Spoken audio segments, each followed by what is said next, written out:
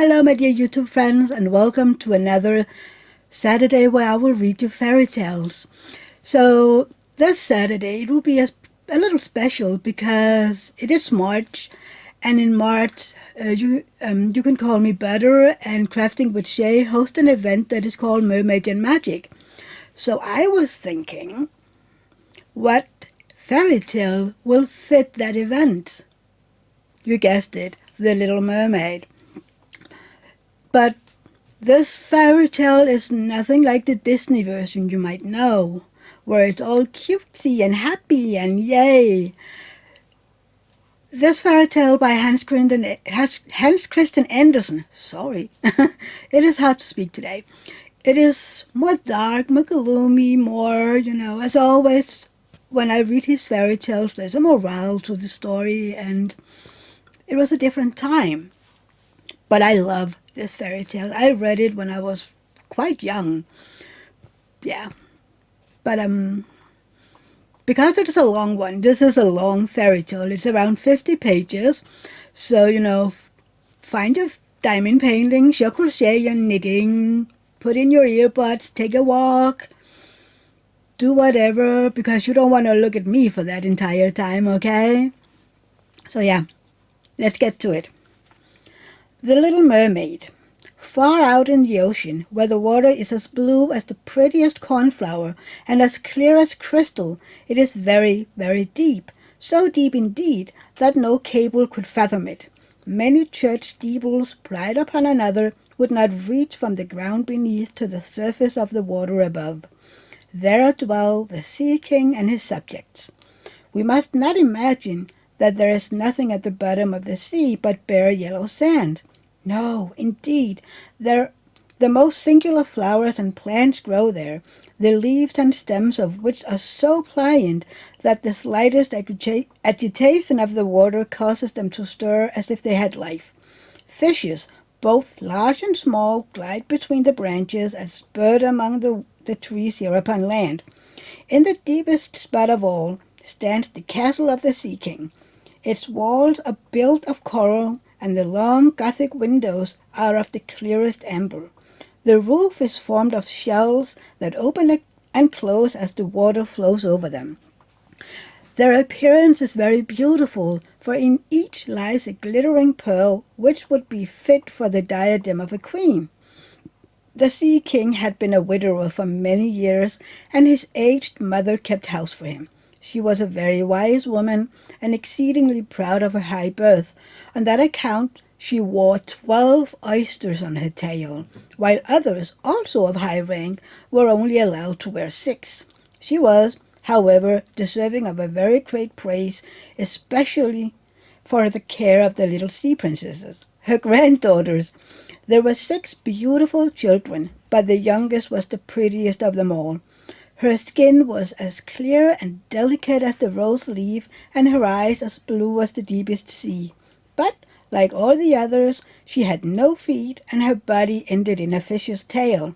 All day long they played in the great halls of the castle, or among the living flowers that grew out of the walls. The large amber windows were open, and the fish swam in, just as the swallows fly into our houses when we open the windows, excepting that the fishes swam up to the princesses, ate out of their hands, and allowed themselves to be stroked. Outside the castle there was a beautiful garden, in which grew bright red and dark blue flowers and blossoms like a flame of fire. The fruit glittered like gold, and the leaves and stems waved to and fro continually. The earth itself was the finest sand, but blue as the flame of burning sulphur. Over everything lay a peculiar blue radiance, as if it were surrounded by the air from above, through which the blue sky shone, instead of the dark depth of the sea. In calm weather the sun could be seen looking like a purple flower, with the light streaming from the calyx. Each of the young princesses had a little plot of ground in the garden, where she might dig and plant as she pleased. One arranged her flower bed into the form of a whale, another thought it better to make hers like the figure of a little mermaid. But that of the youngest was round like the sun, and contained flowers as red as his rays at sunset.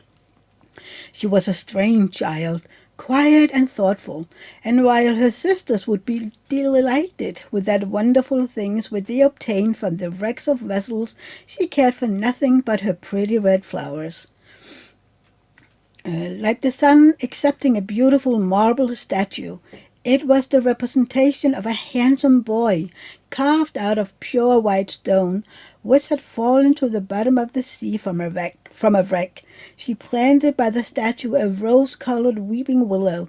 It grew splendidly, and very soon hung its fresh branches over the statue, almost down to the blue sands. The shadow had a violet tint and waved to and fro like the branches. It seemed as if the crown of the tree and the roots were at play and trying to kiss each other. Nothing gave her so much pleasure as to hear about the world above the sea. She made her old grandmother tell her all she knew of the ships and of the towns, the people and the animals. To her it seemed most wonderful and beautiful to hear that the flowers of the land should have a fragrance, and not those below the sea, that the trees of the forest could be green, and that the fishes among the trees could sing so sweetly that it was quite a pleasure to hear them. Her grandmother called the little birds fishes, or she would not have understood her, for she had never seen birds. "When you have reached your 15th year," said the grandmother, "you will have permission to rise up out of the sea, to sit on the rocks in the moonlight, while the great ships are sailing by, and then you will see both forests and towns." In the following year, one of her sisters would be 15, but as each was a year younger than the other, the youngest would have to wait 5 years before her turn came to rise up from the bottom of the ocean and see the earth as we do. However, each promised to tell the others what she saw on her first visit, and what she thought the most beautiful, for their grandmother could not tell them enough. There were so many things on which they wanted information. None of them longed so much for her turn to come as the youngest. She who had the longest time to wait, and who was so quiet and thoughtful. Many nights she stood by the open window, looking up through the dark blue water and watching the fish as they splashed about with their fins and tails. She could see the moon and stars shining faintly, but through the water they looked larger than they do to our eyes. When something like a black cloud passed between her and them, she knew that it was either a whale swimming over her head or a ship full of human beings, who never imagined that a pretty little mermaid was standing beneath them, holding out her white hands toward the keel of the ship. As soon as the eldest was 15, she was allowed to rise to the surface of the ocean. When she came back, she had hundreds of things to talk about, but the most beautiful, she said, was to lie in the moonlight on a sandbank in the quiet sea near the coast, and to gaze on the large town nearby, where the lights were twinkling like hundreds of stars, to listen to the sounds of music, the noise of carriages, and the voices of human beings, and then to hear the merry bells peal out from the church's steeples. And because she could not go near all those wonderful things, she longed for them more than ever. Oh, did not the youngest sister listen eagerly to all these descriptions? And afterwards, when she stood at the open window, looking up through the dark blue water, she thought of the great city with all those bustle and noise, and even fancied she could hear the sounds of the church bells down in the depths of the water. In another year, the second sister received permission to rise to the surface of the water and to swim about where she pleased. She rose just as the sun was setting, and this, she said, was the most beautiful sight of all. The whole sky looked like gold, while violet and rose-colored clouds, which she could not describe, floated over her, and still more rapidly than the clouds flew a large flock of wild swans toward the setting sun, looking like a long white veil across the sea. She also swam towards the sun, but it sunk into the waves, and the rosy tints faded from the clouds and from the sea. The third sister's turn followed. She was the boldest of them all, and she swam up a broad river that emptied itself into the sea. On the banks she saw green hills covered with beautiful vines, palaces and castles peeped out from amid the proud trees of the forest. She heard the birds singing, and the rays of the sun were so powerful that she was obliged often to dive down under the water to cool her burning face. In a narrow creek she found a whole troop of little human children, quite naked and sporting about in the water. She wanted to play with them, but they fled in a great fright. And then a little black animal came to the water. It was a dog, but she did not know that, for she had never before seen one. This animal barked at her so terribly that she became frightened and rushed back to the open sea. But she said she should never forget the beautiful forest, the green hills, and the pretty little children who could swim in the water, although they had no fish's tail. The fourth sister was more timid. She remained in the midst of the sea, but she said it was quite as beautiful there as nearer the land. She could see for so many miles around her, and the sky above looked like the bell of glass. She had seen the ships, but at such a great distance that they looked like seagulls.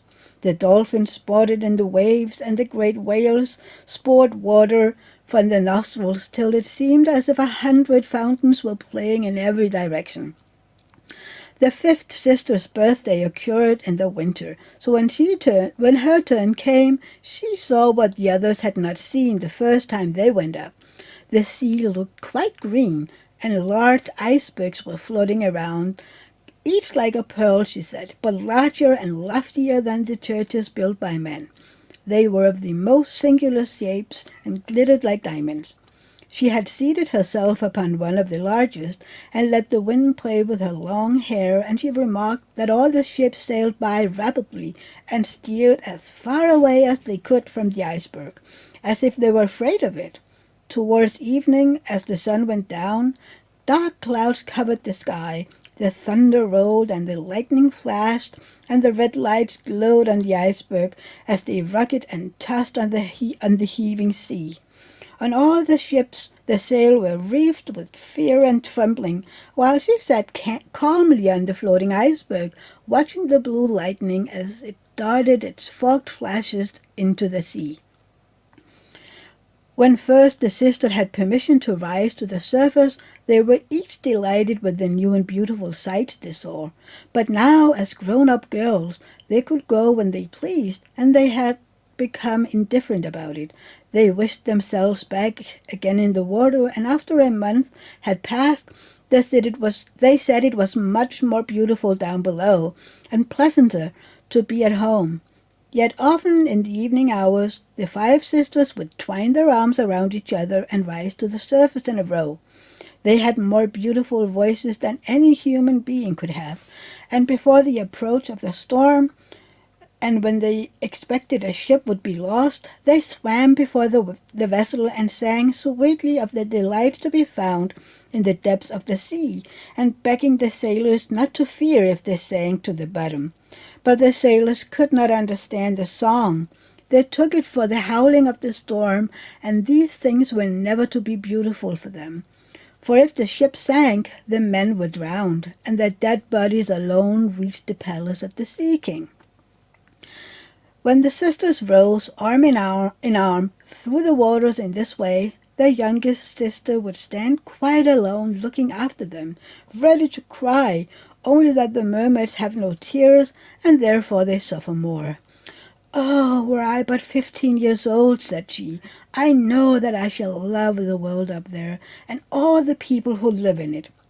At last she reached her 15th year. "Well, now you're grown up," said the old dowager, her grandmother, "so you must let me adorn you like your other sisters." And she placed a wreath of white little lilies in her hair, and every flower leaf was half a pearl. Then the old lady ordered 8 great oysters to attach themselves to the tail of the princess to show her high rank. "But they hurt me so," said the little mermaid. "Pride must suffer pain," replied the old lady. Oh, how gladly she would have shaken off all this grandeur and laid aside the heavy wreath. The red flowers in her own garden would have suited her so much better, but she could not help herself, so she said, "Farewell," and rose as lightly as a bubble to the surface of the water. The sun had just set as she raised her head above the waves, but the clouds were tinted with crimson and gold, and through the shimmering twilight beamed the evening star in all its beauty. The sea was calm and the air mild and fresh. A large ship with 3 masters lay becalmed on the water, with only one sail set, for not a breeze shift, and the sailors sat idle on the deck or among the rigging. There was music and song on board, and as darkness came on, 100 colored lanterns were lighted, as if the flags of all nations waved in the air. The little mermaid swam close to the cabin windows, and now and then, as the waves lifted her up, she could look in through clear glass window panes and see a large number of well-dressed people within. Among them was a young prince, the most beautiful of all, with large black eyes. He was 16 of age, and his birthday was being kept with much rejoicing. The sailors were dancing on deck, but when the prince came out of the cabin, more than 100 rockets rose into the air, making it so bright as day. The little mermaid was so startled that she dived under water, and when she again stretched out her head, it appeared as if all the stars of heaven were falling around her. She had never seen such fireworks before. Great suns spurted fire above, splendid fireflies flew into the blue air, and everything was reflected in the clear, calm sea beneath. The ship itself was so brightly illuminated that all the people and even the smallest rope could be distinctly and plainly seen. And how handsome the young prince looked, as he pressed the hands of all present and smiled at them, while the music resounded through the quiet night air. It was very late, yet the little mermaid could not take her eyes from the ship or from the beautiful prince. The colored lantern had been extinguished, no more rocket rose in the air, and the cannon had ceased firing. But the sea became restless, and in a moaning, grumbling sound could be heard beneath the waves. Still the little mermaid remained by the cabin window, rocking up and down on the water, which enabled her to look in. After a while, the sails were quickly unfurled, and the noble ship continued her passage. But soon the waves rose higher, heavy clouds darkened the sky, and lightning appeared in the distance. A dreadful storm was approaching.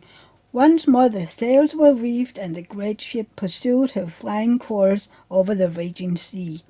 The waves rose mountain high, as if they would have overtopped the mast, but the ship dived like a swan between them, and then rose again on their lofty foaming crests. To the little mermaid this appeared pleasant sport. Not so to the sailors. At length the ship groaned and creaked. The thick planks gave way under the lashing of the sea as it broke over the deck. The mainmast snapped asunder like a reed. The ship lay over on her side, and the water rushed in. The little mermaid now perceived that the crew were in danger. Even she herself was obliged to be careful to avoid the beams and planks of the wreck, which lay scattered on the water. At one moment it was so pitch dark that she could not see a single object, but a flash of lightning revealed the whole scene. She could see everyone who had been on board except the prince. When the ship parted, she had seen him sink into the deep waves, and she was glad, for she thought he would now be with her. And then she remembered that human beings could not live in the water, so that when he got down to her father's palace, he would be quite dead. But he must not die. So she swam about among the beams and planks which strewed the surface of the sea, forgetting that they could crush her to pieces. Then she dived deeply under the dark waters, rising and falling with the waves, till at length she managed to reach the young prince, who was fast losing the power of swimming in that stormy sea. His limbs were failing him, his beautiful eyes were closed, and he would have died had not the little mermaid come to his assistance. She held his head above the water and let the waves drift them where they could. In the morning the storms had ceased, but of the ship not a single fragment could be seen. The sun rose up red and glowing from the water, and its beams brought back the hue of health to the prince's cheek, but his eyes remained closed. The mermaid kissed his high, smooth forehead and stroked back his wet hair. He seemed to her like the marble statue in her little garden, and she kissed him again and wished that he might live.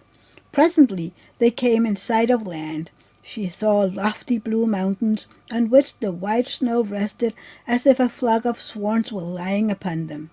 Near the coast were a beautiful green forest, and close by stood a large building, whether a church or a convent she could not tell. Orange and citron trees grew in the garden, and before the door stood lofty palms. The sea here formed a little bay in which the water was quite still but very deep. So she swam with the handsome prince to the beach, which was covered with fine white sand, and there she laid him in the warm sunshine, taking care to raise his head higher than his body. Then bells sounded in the large white building, and a number of young girls came into the garden. The little mermaid swam out farther from the shore and placed herself between some high rocks that rose out of the water. Then she covered her head and neck with the foam of the sea, so that her little face might not be seen, and watched to see what would become of the poor prince. She did not wait long before she saw a young girl approach the spot where he lay. She seemed frightened at first, but only for a moment. Then she fetched a number of people, and the mermaid saw that the prince came to life again, and smiled upon those who stood around him. But to her he sent no smile. He knew not that she had saved him. This made her very unhappy, and when he was led away into the great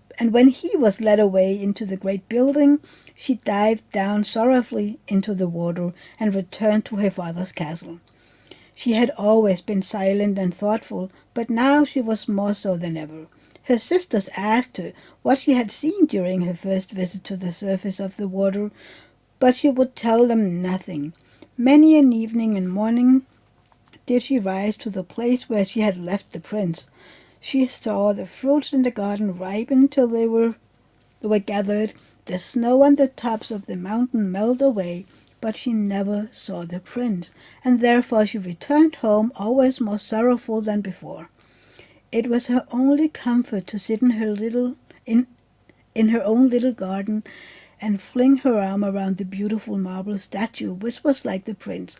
But she gave up tending her flowers, and they grew in wild confusion over the path, twining their long leaves and stems around the branches of the trees, so that the whole place became dark and gloomy. At length she could bear it no longer, and told one of her sisters all about it. Then the others heard the secret, and very soon it became known to two mermaids, whose intimate friend happened to know who the prince was. She had also seen the festival on board ship, and she told them where the prince came from and where his palace stood. "Come, little sister," said the other princesses. Then they entwined their arms and rose up in a long row to the surface of the water, close by the spot where they knew the prince's palace stood. It was built of bright yellow shinestone, with long flights of marble steps, one of which reached quite down to the sea. Splendid gilded cupolas rose over the roof, and between the pillars that surrounded the whole building stood lifelike statues of marble. Through the clear crystal of the lofty windows could be seen noble rooms, with costly silk curtains and hangings of tapestry, while the walls were covered with beautiful paintings, which were a pleasure to look at.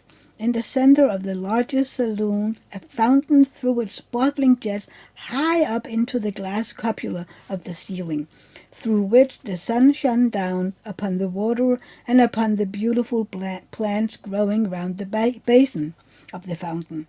Now that she knew where he lived, she spent many an evening and many a night on the water near the palace.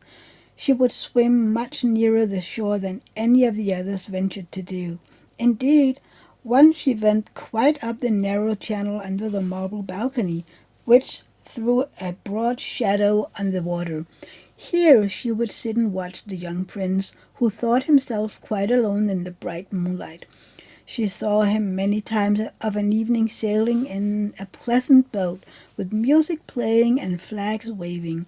She peeped out from among the green rushes, and if the wind caught her long silvery white veil, those who saw her believed it to be a swan spreading out its wings. On many a night, too, when the fishermen with their torches were out at sea, she heard them relate so many good things about the doings of the young prince that she was glad she had saved his life when he had been tossed about half dead on the waves. And she remembered that his head had rested on her bosom, and how heededly she had kissed him. But he knew nothing of all this, and could not even dream of her.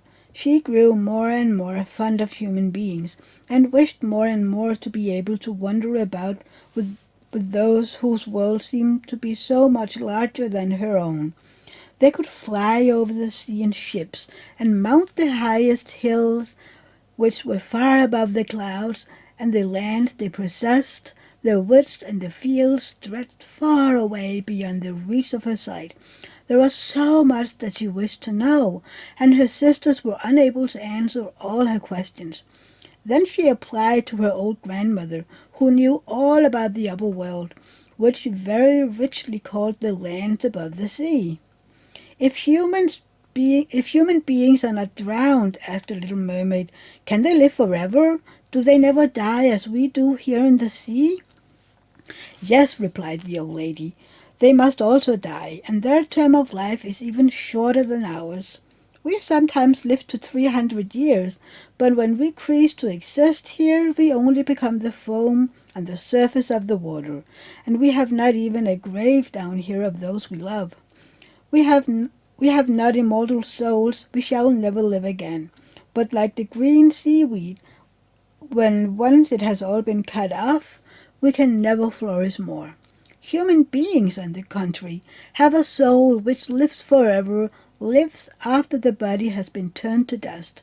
It rises up through the clear, pure air beyond the glittering stars. As we rise out of the water and behold all the land of the earth, so do they rise to unknown and glorious regions which we shall never see. Why do we not have an immortal soul? Asked the little mermaid mournfully. I would give gladly all the hundreds of years that I have to live to be a human being only for one day, and to have the hope of knowing the happiness of that glorious world above the stars. You must not think of that, said the old woman. We feel ourselves to be much happier and much better off than human beings. So I shall die, said the little mermaid, and as the foam of the sea, I shall be driven about never again to hear the music of the waves, or to see the pretty flowers nor the red sun. Is there anything I can do to win an immortal soul? No, said the old woman, unless a man were to love you so much that you were more to him than his father or mother, and if all his thoughts and all his love were fixed upon you, and the priest placed his right hand in yours, and he promised to be true to you here and thereafter, then his soul would glide into your body, and you would obtain a share of the future happiness of mankind. He would give a soul to you, and retain his own as well. But this can never happen. Your fish's tail, which among us is considered so beautiful, is thought on earth to be quite ugly. They do not know any better, and they think it's necessary to have two stout props, which they call legs, in order to be handsome. The little mermaid sighed and looked sorrowfully at her fish's tail. Let us be happy, said the old lady, and dart and spring about during the 300 years that we have to live, which is really quite long enough. After that we can rest ourselves all the better.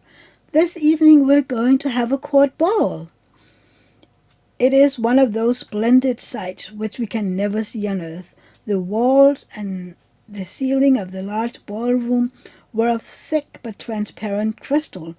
May hundreds of the colossal shell Some of the deep red, others of a grass green, stood on each side in a row with a blue fire in them, which lighted up the whole saloon and shone through the walls, so that the sea was so illuminated.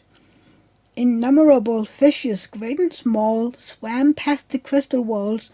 On some of them the scales glowed with a purple brilliancy, and others they shone like silver and gold. Through the halls flowed a broad stream, and in it danced the mermen and the mermaids to the music of their own sweet singing. No one on earth had such a lovely voice as theirs. The little mermaid sang more sweetly than them all. The whole court applauded her with hands and tails, and for a moment her heart felt quite gay, for she knew she had the loveliest voice of any on earth or in the sea. But she soon thought again of the world above her, for she could not forget the charming prince, nor his sorrow that she had not an immortal soul like his. Therefore she crept away silently out of her father's palace, and while everything within was gladness and song, she sat in her own little garden, sorrowfully and alone. Then she heard the burgle sound through the water, and thought, "He is certainly sailing above, he on whom my wishes depend, and in whose hands I should like to place the happiness of my life. I will venture all for him, and to win an immortal soul. While my sisters are dancing in my father's palace, I will go to the sea witch, of whom I have always been so much afraid, but she can give me counsel and help." And then the little mermaid went out from her garden and took the road to the foaming whirlpools behind which the sorceress lived. She had never been that way before. Neither flowers nor grass grew there. Nothing but bare, grey, sandy ground stretched out to the whirlpool, where the water, like foaming mill wheels, whirled round everything that it seized and cast it into the fathomless deep. Through the midst of these crushing whirlpools the little mermaid was obliged to pass to reach the dominions of the sea witch, and also for a long distance the only road lay right across a quantity of warm, bubbling mire, called by the witch her turfmoor. Beyond this stood her house, in the center of a strange forest in which all the trees and flowers were polypi, half animal and half plants. They looked like serpents with 100 heads growing out of the ground. Their branches were long, slimy arms with fingers like flexible worms moving limb after limb from the root to the top. All that could be reached in the sea they seized upon, and held fast so that it never escaped from their clutches. The little mermaid was so alarmed at what she saw that she stood still, and her heart beat with fear, and she was very nearly turning back. But she thought of the prince and of the human soul for which she so longed, and her courage returned. She fastened her long flowing hair around her head so that the polypi might not seize hold of it. She laid her hands together across her bosom, and then she darted forward as a fish shoots through the water between the subtle arms and fingers of the ugly polypi, which were stretched out on each side of her. She saw that each held in its grasp something it had seized within its numerous little arms, as if they were iron bands, the white skeletons of human beings who had perished at sea and had sunk down into the deep waters, skeletons of land animals, oars, rudders, and chests of ships were lying tightly grasped by their clinging arms. Even a little mermaid whom they had caught and strangled, and this seemed the most shocking of all to the little princess. She now came to a space of marshy ground in the wood where large fat water snakes were rolling in the mire and showing their ugly drab-colored bodies. In the midst of this spot stood a house, built with the bones of shipwrecked human beings. There sat the sea witch, allowing a toad to eat from her mouth, just as people sometimes feed a canary with a piece of sugar. She called the ugly water snakes her little chickens and allowed them to crawl all over her bosom. "I know what you want," said the sea witch. "It is very stupid of you, but you shall have your way, and it will bring you sorrow, my pretty princess.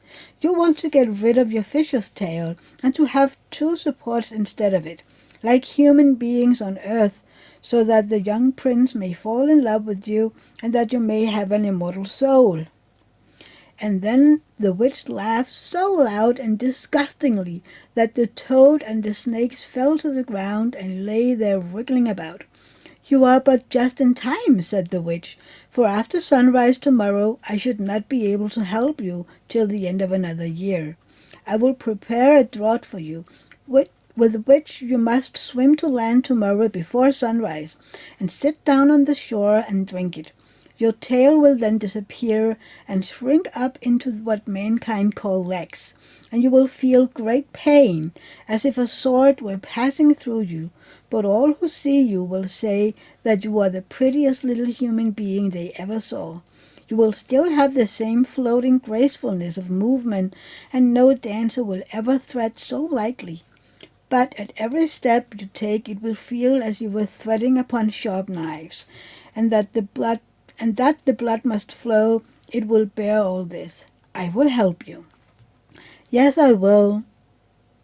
If you will bear all this, I will help you." "Yes, I will," said the little princess in a trembling voice, as she thought of Prince and the immortal soul. "But think again," said the witch, "for when once your shape has become like a human being, you can no more be a mermaid. You will never return through the water to your sisters or to your father's palace again. And if you do not win the love of the prince, so that he is willing to forget his father and mother for your sake, and to love you with his whole soul, and allow the priest to join your hands that you may be man and wife, then you will never have an immortal soul. The first morning after he marries another, your heart will break, and you will become foam on the crest of the waves." "I will do it," said the little mermaid, and she became pale as death.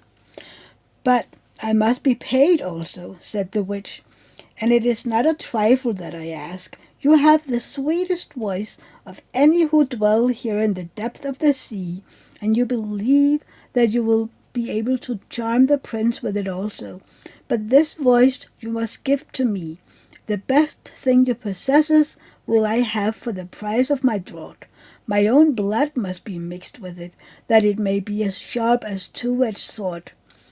"But if you take away my voice," said the little mermaid, "what is left for me? Your beautiful form, your graceful walk, and your expressive eyes. Surely with these you can enchain a man's heart. Well, have you lost your courage? Put out your little tongue that I may cut it off as my payment. Then you shall have the powerful draught." "It shall be," said the little mermaid. Then the witch placed her cauldron on the fire to prepare the magic draught. "Cleanliness is a good thing," said she, scoring the vessel with snakes, which she had tied together in a large knot. Then she pricked herself in the breast and let the black blood drop into it. The steam that rose formed itself into such horrible shapes that no one could look at them without fear. Every moment the witch threw something else into the vessel, and when it began to boil, the sound was like the weeping of a crocodile. When at last the magic draught was ready, it looked like the clearest water. "There it is for you," said the witch. Then she cut out the mermaid's tongue, so that she became dumb and would never again speak or sing. "If the polypi should seize hold of you as you return through the wood," said the witch, "throw over them a few drops of the potion, and their fingers will be torn into 1,000 pieces." But the little mermaid had no occasion to do this, for the polypi sprang back in terror when they caught sight of the glittering draught, which shone in her hand like a twinkling star. So she passed quickly through the wood and the marsh and between the rushing whirlpools. She saw that in her father's palace the torches in the ballroom were extinguished, and all within asleep. but she did not venture to go into them, for now she was dumb and going to leave them forever. She felt as if her heart would break. She stole into the garden, took a flower from the flower beds of each of her sisters, kissed her hand 1,000 times toward the palace, and then rose up through the dark blue waters. The sun had not risen when she came in sight of the prince's palace and approached the beautiful marble step, but the moon shone clear and bright. Then the little mermaid drank of the magic draught, and it seemed as if a two-edged sword went through her delicate body. She fell into a swoon and lay like one dead. When the sun arose and shone over the sea, she recovered and felt a sharp pain. But just before her stood the handsome young prince. He fixed his cold black eyes upon her so earnestly that she cast down her own, and then became aware that her fish's tail was gone, and that she had as pretty a pair of white legs and tiny feet as any maiden could have. But she had no clothes, so she wrapped herself in her long thick hair. The prince asked her who she was and where she came from, and she looked at him mildly and sorrowfully with her deep blue eyes, but she could not speak. Every step she took was as the witch had said it would be. She felt it as if treading upon the points of needles or sharp knives, but she bore it willingly, and stepped as lightly by the prince's side as a soap bubble, so that he and all who saw her wondered at her graceful swaying movements. She was very soon arrayed in costly robes of silk and muslin, and was the most beautiful creature in the palace. But she was dumb and could neither speak nor sing. Beautiful female slaves, dressed in silk and gold, stepped forward and sang before the prince and his royal parents. One sang better than all the others, and the prince clapped his hands and smiled at her. This was great sorrow to the little mermaid. She knew how much more sweetly she herself could sing once, and she thought, "Oh, if you could only know that! I have given away my voice forever to be with him." The slaves next performed some pretty fairy-like dances to the sound of beautiful music. Then the little mermaid raised her lovely white arms, stood on the tips of her toes, and glided over the floor and danced as no one yet had been able to dance. At each moment her beauty became more revealed, and her expressive eyes appealed more directly to the heart than the songs of the slaves. Everyone was enchanted, especially the prince, who called her his little foundling, and she danced again quite readily to please him, though each time her foot touched the floor it seemed as if she trod on sharp knives. The prince said she could remain with him always, and she received permission to sleep at his door on a velvet cushion. He had a page's dress made for her, that she might accompany on the horseback. They rode together through the sweet-scented woods, where the green boughs touched their shoulders, and the little birds sang amongst the fresh leaves. She climbed with the prince to the top of the highest mountains, and although her tender feet bled so that even her steps were marked, she only laughed and followed him till they could see the clouds beneath them, looking like a flock of birds traveling to distant lands. While at the prince's palace, and when all the households were asleep, she would go and sit on the broad marble steps, for it eased her burning feet to bathe them in the cold sea water, and then she thought of all those below in the deep. Once, during the night, her sisters came up arm in arm, singing sorrowfully as they floated on the water. She beckoned to them, and they recognized her, and told her how she had grieved them. After that, they came to the same place every night, and once she saw in the distance her old grandmother, who had not been to the surface of the sea for many years, and the old sea king, her father, with his crown on his head. They stretched out their hands toward her, but they did not venture so near the land as her sisters did. As the days passed, she loved the prince more fondly, and he loved her as he would love a little child. But it never came into his head to make her his wife. Yet, unless he married her, she could not receive an immortal soul, and on the morning after his marriage with another, she would dissolve into the foam of the sea. "Do you not love me the best of them all?" the eyes of the little mermaid seemed to say, when he took her in his arms and kissed her fair forehead. "Yes, you are dear to me," said the prince, "for you have the best heart, and you are the most devoted to me. You are like a young maiden whom I once saw, but whom I shall never meet again. I was in a ship that was wrecked, and the waves cast me ashore near a holy temple, where several young maidens performed the service. The youngest of them found me on the shore and saved my life. I saw her but twice, and she is the only one in the world whom I could love. But you are like her, and you have almost driven her image out of my mind. She belongs to the holy temple, and my good fortune has sent you to me instead of her, and we will never part." "Ah, he knows not what it was, that it was I who saved his life," thought the little mermaid. "I carried him over the sea to the wood where the temple stands. I sat beneath him, I sat beneath the foam and watched till the human beings came to help him. I saw the pretty maiden that he loves better than he loves me." And the mermaid sighed deeply, but she could not shed tears. "He says the maiden belongs to the holy temple, therefore she will never return to the world. They will meet no more. While I am by his side and see him every day, I will take care of him and love him and give up my life for his sake." Very soon it was said that the prince must marry, and that the beautiful daughter of a neighboring king would be his wife, for a fine ship was being fitted out.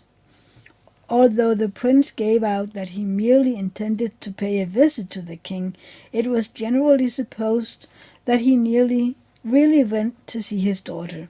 A great company were to go with him. The little mermaid smiled and shook her head. She knew the prince's thoughts better than any of the others. "I must travel," he had said to her. "I must see this beautiful princess. My parents desire it, but they will not oblige me to bring her home as my bride. I cannot love her. She is not like the beautiful maiden in the temple whom you resemble. If I were forced to choose a bride, I would rather choose you, my dumb foundling with those expressive eyes." And then he kissed her rosy mouth, played with her long waving hair, and laid his head on her heart, while she dreamed of human happiness and an immortal soul. "You are not afraid of the sea, my dumb child," said he, as they stood on the deck of the noble ship which has to carry them to the country of the neighboring king. And then he told her of storm and of calm, of strange fishes in the deep beneath them, and of what the divers had seen there. And she smiled at his descriptions, for she knew better than anyone what wonders were at the bottom of the sea. In the moonlight, when all aboard were asleep, excepting the man at the helm who was steering, she sat on the deck, gazing down through the clear water. She thought she could distinguish her father's castle, and upon it her aged grandmother, with the silver crown on her head, looking through the rushing tide at the keel of the vessel. Then her sisters came up to the waves and gazed at her mournfully, wringing their white hands. She beckoned to them and smiled, and wanted to tell them how happy and well off she was. But the cabin boy approached, and when her sisters dived down, he thought it was only the foam of the sea which she saw. The next morning the ship sailed into the harbor of a beautiful town belonging to the king whom the prince was going to visit. The church bells were ringing, and from the high towers sounded a flourish of trumpets, and soldiers with flying colors and glittering bayonets lined the rocks through which they passed. Every day was a festival. Balls and entertainment follow one another. But the princess had not yet appeared. People said that she was being brought up and educated in a religious house where she was learning every royal virtue. At last she came. Then the little mermaid, who was very anxious to see whether she was really beautiful, was obliged to acknowledge that she had never seen a more perfect vision of her beauty. Her skin was delicately fair, and beneath her long dark eyelashes, her laughing blue eyes shone with truth and purity. "It was you," said the prince, "who saved my life when I lay dead on the beach," and he folded his blushing bride in his arms. "Oh, I am too happy," said he to the little mermaid. "My fondest hopes are all fulfilled. You will rejoice at my happiness, for your devotion to me is great and sincere." The little mermaid kissed his hand and felt as if her heart were already broken. His wedding morning would bring death to her, and she would change into the foam of the sea. All the church bell rung, and the heralds rode above the town proclaiming the betrothal. Perfumed oils was burning in the costly silver lamps on every altar. The priestess waved the censers while the bride and bridegroom joined their hands in receiving the blessing of the bishop. The little mermaid, dressed in silk and gold, held up the bride's train, but her ears heard nothing of the festive music, and her eyes saw not the holy ceremony. She thought of the night of death which was coming to her, and of all she had lost in the world. On the same evening the bride and bridegroom went on board ship. Cannons were roaring, flags waving, and in the center of the ship a costly tent of purple and gold had been erected. It contained elegant couches for the reception of the bridal pair during the night. The ship, with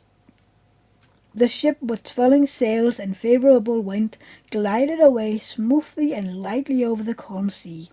When it grew dark, a number of colored lamps were lit, and the sailors danced merrily on the deck.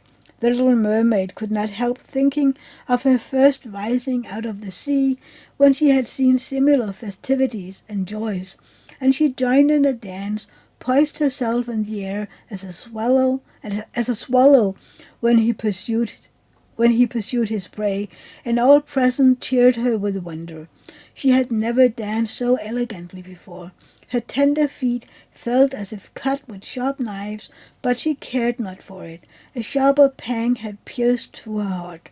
She knew that this was the last evening she could ever see the prince, for whom she had forsaken her kindred and her home. She had given up her beautiful voice and suffered unheard of pain daily for him, while he knew nothing of it.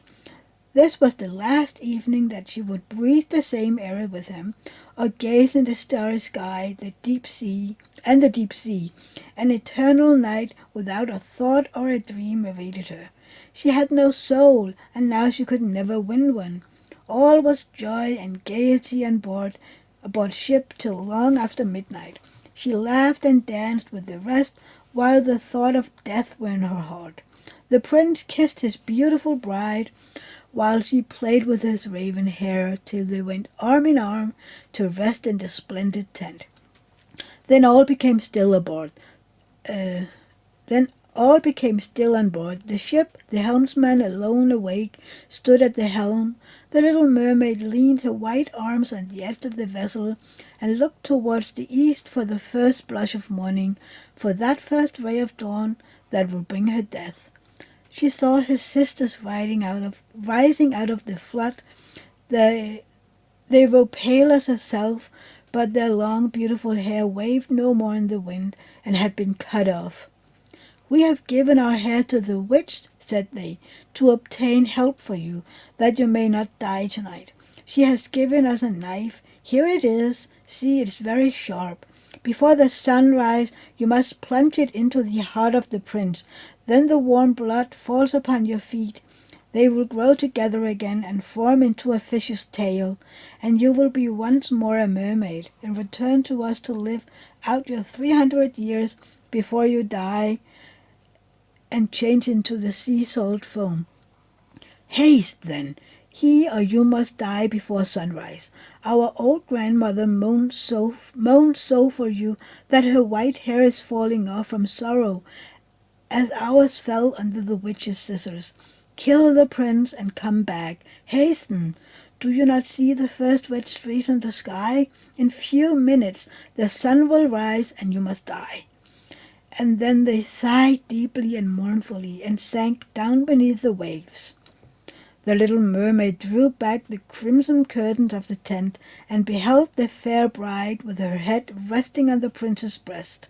She bent down and kissed his fair brow, then looked at the sky on which the rosy dawn grew brighter and brighter. Then she glanced at the sharp knife and again fixed her eyes on the prince, who whispered the name of his bride in his dreams. She was in his thoughts, and the knife trembled in the hands of the little mermaid. Then she flung it far away from her into the waves. The water turned red where it fell, and the drops that spurted up looked like blood. She cast one more lingering, half-fainting glance at the prince, and then threw herself from the ship into the sea, and thought her body was dissolving into foam. The sun rose above the waters, and his warm rays fell on the cold foam of the little mermaid, who did not feel as if she were dying. She saw the bright sun, and all around her floated hundreds of transparent, beautiful beings. She could see through them the white sails of the ship and the red clouds in the sky. Their speech was melodious, but too ethereal to be heard by mortal ears, as they were also unseen by mortal eyes. The little mermaid perceived that she had a body like theirs, and that she continued to rise higher and higher out of the foam. "Where am I?" asked she, and her voice sounded ethereal, as the voice of those who were with her. No earthly music could imitate it. "Among the daughters of the air," answered one of them. "A mermaid has not an immortal soul, nor can she obtain one unless she wins the love of a human being. On the power of another hangs her eternal destiny. But the daughters of the air, although they do not possess an immortal soul, can, by their good deeds, produce one for themselves. We fly to warm countries and cool the sultry air that destroys mankind with the pestilence. We carry the perfume of the flowers to spread health and restoration. After we have striven for 300 years to all the good in our power, we receive an immortal soul and take part in the happiness of mankind. You, poor little mermaid, have tried with your whole heart to do as we are doing. You have suffered and endured and raised yourself to the spirit world by your good deeds. And now, by striving for 300 years in the same way, you may obtain an immortal soul." The little mermaid lifted her glorified eyes toward the sun and felt them for the first time filling with tears. On the ship in which she had left the prince, there were life and noise. She saw him and his beautiful bride searching for her. Sorrowfully they gazed at the pearly foam, as if they knew she had thrown herself into the waves. Unseen, she kissed the forehead of her bride and fanned the prince, and then mounted with the other children of the air to a rosy cloud that floated through the ether. "After 300 years, thus shall we float into the kingdom of heaven," said she. "And we may even get there sooner," whispered one of her companions. "Unseen, we can enter the house of men, where there are children, and for every day on which we find a good child, who is the joy of his parents and deserves their love, our time of probation is shortened. The child does not know, when we fly through the room, that we smile with joy at his good conduct, for we can count 1 year less over 300 years. But when we see a naughty or a wicked child, we shed tears of sorrow, and for every tear a day it is added to our time of trial." The end. So, what do you think? This one's different than the one that we know from Disney, right? I would love to hear from you how you liked it. Do you like the morale? Do you like how this differs from The Little Mermaid from Disney? I would love to know, okay? So down in the comment field, leave me a comment and tell me what you think. And before you leave, don't forget to give my video a thumbs up. And if you are not already subscribed to my channel, I would love it if you would be a subscriber. There's a subscribe button down below, and next to it there's a little bell. Ding it, and you'll be notified whenever I put up a new video. I have a whip and chat on Tuesdays. I have an unboxing on most Fridays, FairyTale on Saturdays, and on Sundays I do a live. It is on 10 a.m. Pacific time, 1 p.m. Eastern time, and 7 p.m. European time. And I would love it if you would join me. We are usually around 15-20 people there, so it isn't as busy as others. But it is a lot of fun, and we talk about everything and nothing. So please join me. I would love it. And if not, hopefully I will see you in another video. Until then, bye everybody. Love you.